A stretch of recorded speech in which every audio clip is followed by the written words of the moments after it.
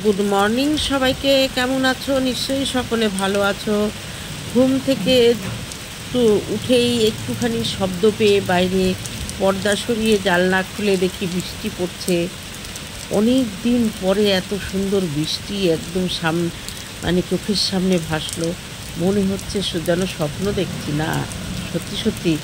জানলার ফাঁক দিয়ে হাত বাড়িয়ে বৃষ্টিটাকে নিজের হাতের মধ্যে অনুভব করলাম, তাই তোমাদের জন্য একটু তুলে রাখলাম। দেখো কি সুন্দর লাগছে, গাছের ফাঁকে ফাঁকে বৃষ্টির জল টপ টপ করে মাটিতে পড়ছে।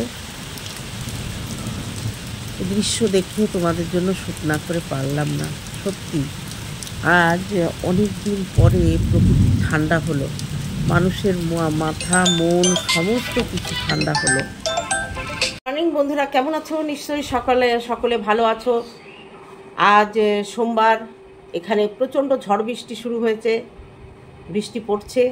তার মধ্যে সকালবেলা উঠে নিয়ে নিলাম মুড়ি আর বিস্কুট, মেরি বিস্কুট। আজকে ওই আমাদের ওটসের বিস্কুটটা ফুরিয়ে গেছে, রানাঘাটে না গেলে রানা যাচ্ছে না। তা চলো চা আর মুড়ি খেয়ে নিই, পরে তোমাদের সঙ্গে কথা বলবো। আর সকালের যে বৃষ্টির সেটাও করে রেখেছি, তোমাদের দেবো। অনেক দিন পরে কিন্তু গরম কাটেনি। আরও 1-1.5 ঘন্টা যদি হুড়মুড় করে বৃষ্টি হতো তাহলে গরম কাটতো। চলো চা খেয়ে নিই, পরে আসছি।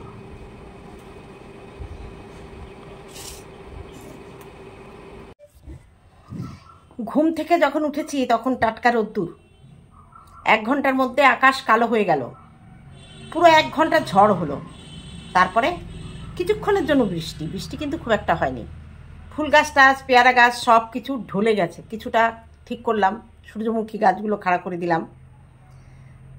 একটা গাছের ডাল দেখো, এই পুরো ডালটা ভেঙে পড়েছে। ডালটা আমি রেখে দিয়েছি, পুঁতে দেবো। আর এই ফুলগুলো না, পুজো দেওয়ার জন্য দুটো এই পাশ থেকে ছিঁড়ে নিয়েছি, কিন্তু এগুলো আমি রেখে দিলাম। কি সুন্দর ফুল, তাই না? হালকা সেন্ট আছে। গাছগুলো আস্তে আস্তে লম্বা হয়, অনেক মাথাগুলো না ভারী হয়। কোনো মতে বৃষ্টি পড়লেই একটু জোরে এর ডাল ভেঙে যায়। এবার গাছটাকে কেটে টুকরো টুকরো করে এই বর্ষা আসছে, এই ফুলটা শেষ হলে লাগিয়ে দেবো। বেশ সুন্দর লাগে, দেখো। দাঁড়াও তোমাদের এটা তুলে দেখাই। কি সুন্দর ফুল, দেখেছ? অনেকটা কাঠগোলাপের মতো, কিন্তু কাঠগোলাপের এটা একটু হলুদ হলুদ আর ভেতরে গাঢ় হলুদ থাকে আর গন্ধ থাকে মিষ্টি, কিন্তু এটা সেরকম না। এটাকে যেন কি বলে, নামটা ভুলে গেছি। যাই হোক, তোমাদের একটা ঘটনা বলি। রান্না হয়ে গেছে, মেয়ে রান্না করেছে আজকে। আমি কাকিমার ছাদে যখন কাপড় মেলে দেয় তখন কিন্তু রোদ, এবং আমার শেড করা আছে, শেডের নিচে দিয়ে রেখেছে, কিন্তু উনি ক্লিপগুলো দেয়নি। যদি ক্লিপ দিয়ে, দুটো করে ক্লিপ দিয়ে আটকাতো, ছাদে বৃষ্টির পরে ওই সময় ছাদে উঠবো না, কারণ একবার ওই সময় বাজ পড়েছিল পাশে। তা সেই আবার সকালে উঠে মেয়ে রান্নাঘরে গেল, আমি চাও খাইনি তখন। আমি তখন ওপরে গেলাম, ওপরে গিয়ে, কারণ আবার দেখি ঠাকুর ঘরের জানলাটাও দিয়ে যায়নি, পুরো ঝড়ে ঠাকুর ঘর নোংরা। তা আমি আগে ওই উপরের ছাদের ওই জামা কাপড়গুলো ধুয়ে মেলে দিয়ে কাপড় ছেড়ে আগে ঠাকুর ঘরটা পরিষ্কার করে নিলাম। নেওয়ার পরে ঠাকুর ঘরের সিঁড়ি টিড়ি ঝাড় দিয়ে একেবারে এই বারান্দা ঘর মুছে নিয়ে তারপরে চা খেলাম। চা খেয়ে চান করে পুজো দিয়ে এসে বসলাম। গরম লেগে গেছে, কারেন্ট নেই। ইনভার্টারে আছে, তা এখন লাগছে না।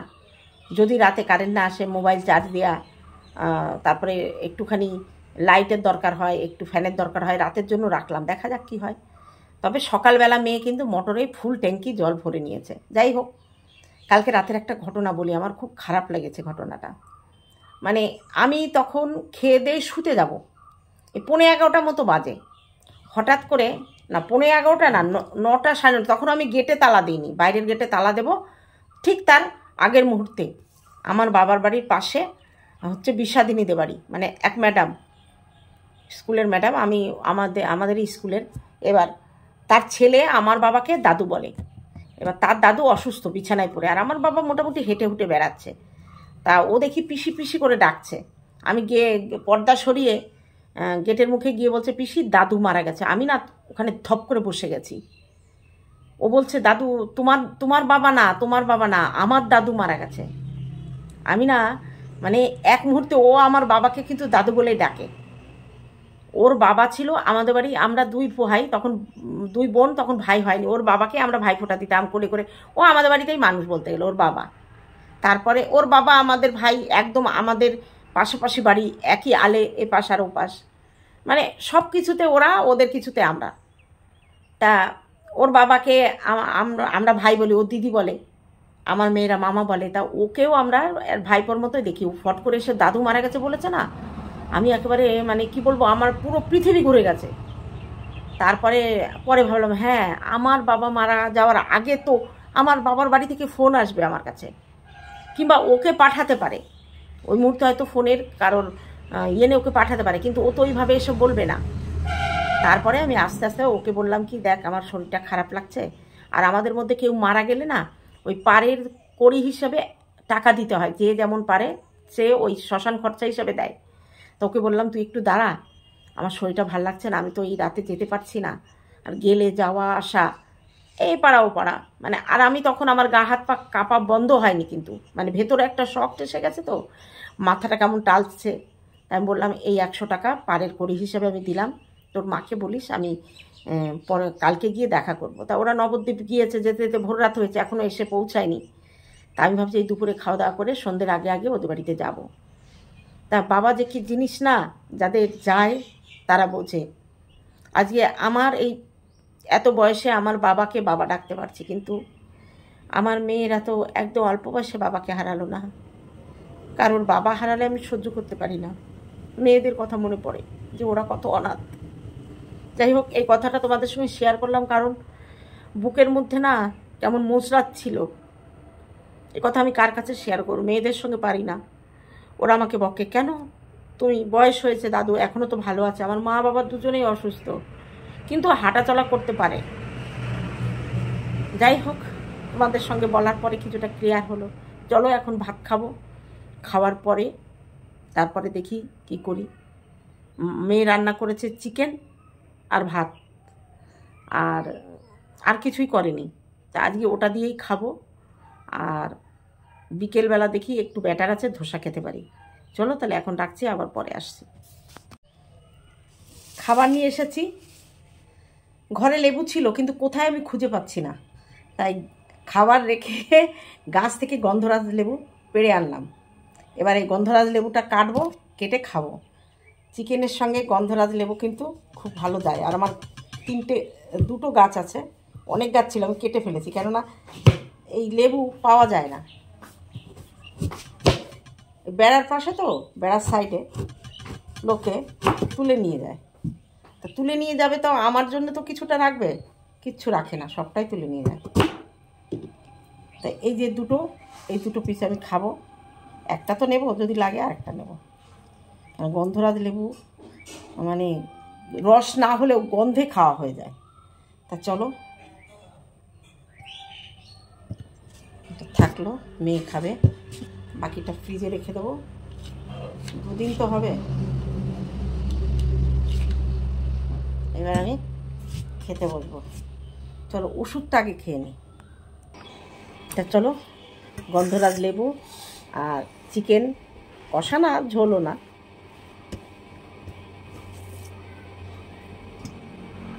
গন্ধতেই কিন্তু খাওয়া হয়ে যায়, যা বলো তা বলো।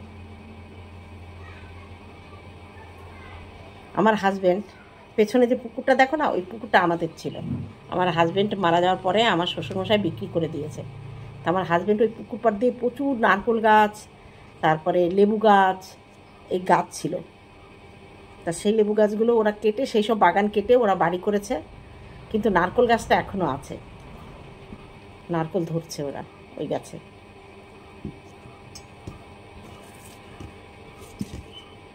চলো,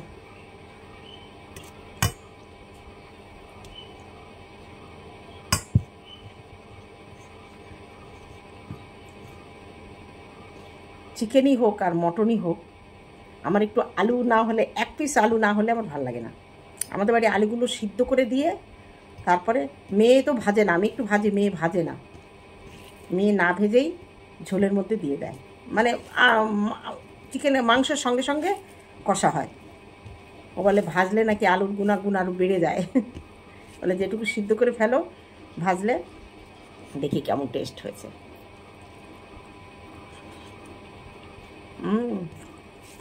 গন্ধরাজ লেবু পড়লে টেস্ট পাল্টে যেতে বাধ্য। দারুণ লাগছে। আমি খুব একটা চিকেন টিকেন ঝোল খাই না, একটু মটন হলে খাই, না হলে ওই মাছের ঝোল থাকে, নয় চচ্চড়ি থাকে, নয় শাক থাকে, ওই এক পিস চিকেন নিলেও নিতে পারি, না নিলেও নিতে পারি। কিন্তু আজকে তো কোনো বিকল্প নেই, শুধু চিকেন আর ভাত। আর এত ঝড় বৃষ্টিতে বাগানে প্রচুর শাক আছে, কে শাক তুলতে যাবে? কালকেও কিন্তু শাকের তরকারি করেছি। এই শাকের তরকারি ফ্রিজে ছিল, ওটা তো আর নষ্ট হয়ে যাবে না খেলে। যা, মাংস দিয়ে মাখিয়ে নিলাম, একটা জাল দিয়ে রাখবো। তাহলে তেলাপিয়া মাছ দিয়ে আর চাল কুমড়ো শাকের ডগা দিয়ে রান্না করেছিলাম।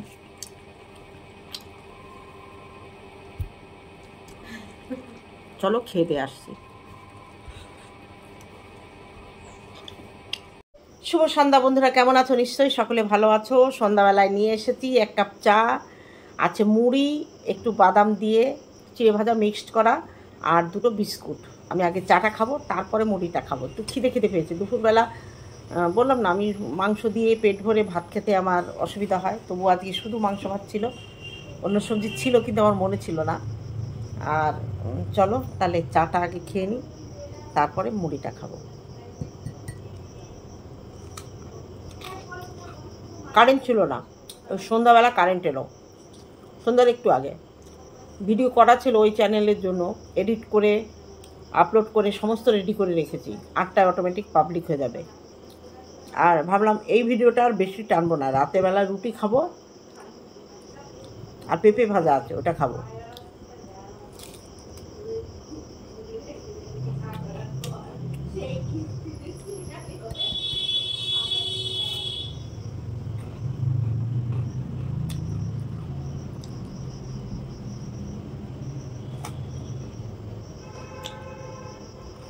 তা খুব গরম। এই বাটিতে চিড়ে ভাজা কিনে এনেছিলাম, চিড়ে ভাজার মধ্যে একটু কারি পাতা, একটু বাদাম ভেজে মুড়ি দিয়ে মিক্স করে রেখেছি। যখন ইচ্ছে হয়, খিদে পায়, তখন খেয়ে নিই। কারি পাতা দিয়ে একটুখানি তেলে নিলে ভালো লাগে। তো চলো, আজকের ভিডিওটি এই পর্যন্ত। দেখা হবে অন্য দিন অন্য কোনো ভিডিওতে। ততক্ষণ তোমরা ভালো থাকো। Good night.